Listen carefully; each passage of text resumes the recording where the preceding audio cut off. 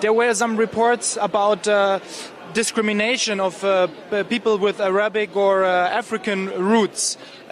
What can you tell us about that? Is this true? Did you experience something like this? Yes, I experienced that. There's a lot of hostility from the white women. They really don't like us to be in the train. Somebody was telling me I have to stand up, I have to go out. If I'm not a Ukrainian, I shouldn't be in the train of a Ukrainian. I should find anywhere I should go to. So it's really, really, really sad that we have to face this. And they prefer their pets, their animals, even before a black man or a black woman. So it's really sad. Also es gab These are the black community. They are not allowing any black people to enter inside the gate. We are all here. It's only Ukrainians that they are allowing in. Even the ones with kids, they're not allowing them. Really happy here.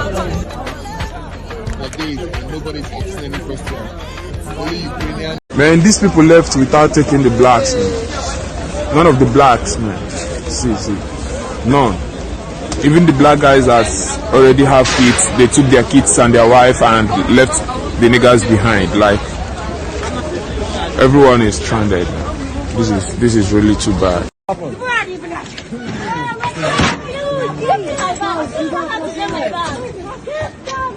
Yo, what's up? Where's Joseph? There's no back there. First will be women and children. African and Middle Eastern immigrants among the refugees. These men telling us they believe they've been discriminated against, waiting for their turn for 3 days on that platform, and their turn hasn't come. It's so hard, bro. You know what I mean? It's hard. It's so hard. Yeah. No affirmations, you know. They treat us at times like trash.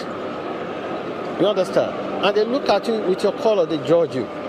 But foreign men are legally allowed to leave the country. Ukrainian men are fighting.